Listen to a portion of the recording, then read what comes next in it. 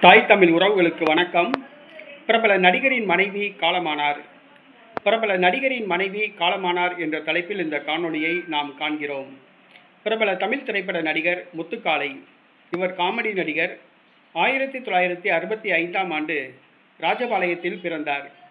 திரையுலகில் சண்டை பயிற்சியாளராக ஆக வேண்டும் என்ற கனவில் திரையுலகத்துக்கு வந்தார். கராத்தேயில் பிளாக் பெல்ட் பெற்றார்.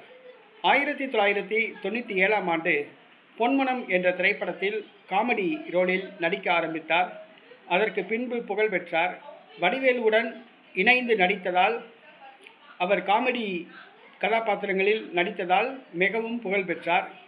இவர் நடித்த திரைப்படங்கள் பொன்மனம், நிலவே முகம் காட்டு, மின்சார கண்ணா போன்ற திரைப்படங்களாகும். இவருடைய மனைவி சமீபத்தில் உடல்நலக்குறைவினால் மருத்துவமனையில் அனுமதிக்கப்பட்டு உயிருக்கு போராடி கொண்டிருந்தார். தமிழ்நாடு முதலமைச்சர் ஜோசப் விஜய் அவர்களை தொடர்பு கொண்டு தனது மனைவியின் உயிரை காப்பாற்றுமாறு கேட்டுக்கொண்டார்.